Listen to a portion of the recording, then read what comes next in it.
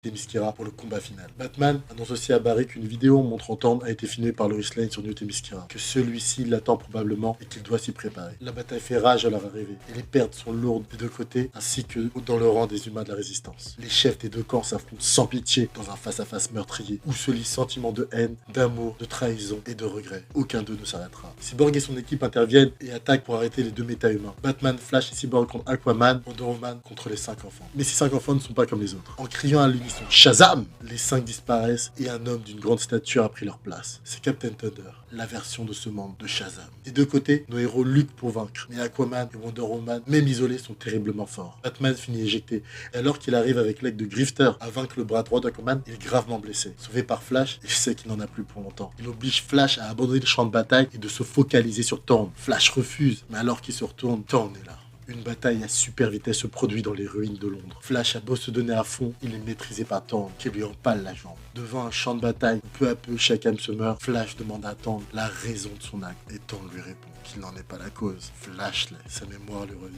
Flash est retourné dans le passé. Ne pouvant accepter de voir sa mère mourir, il est retourné dans le passé et l'a sauvée. Mais en changeant le passé, une sorte d'écho s'est produit dans l'espace-temps, modifiant tous les événements de l'univers, donnant ses résultats désastreux. Flash a échoué et le monde est détruit par sa faute.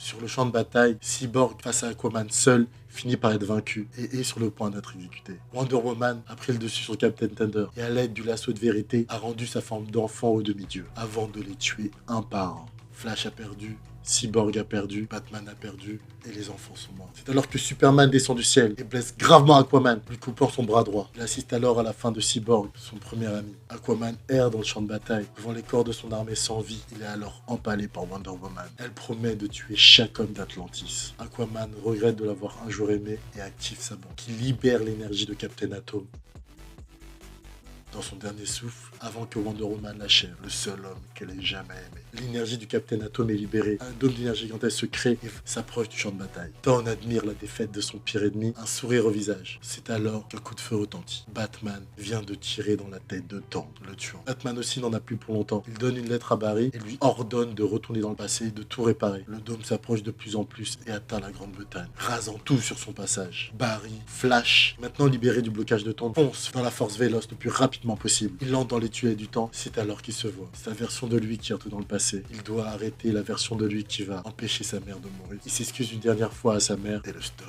Il se réveille dans son bureau et les choses sont retournées à la normale. Il retourne une dernière fois à la tombe de sa mère pour lui dire qu'il a enfin compris la leçon. Accepter les choses qui ne peuvent être changées. Il lui retrouve Iris, qui reste sa femme, et retourne voir Bruce pour lui donner un cadeau. Une lettre de son père. Bruce Wayne, le Batman, pleure en la lisant et remercie son ami.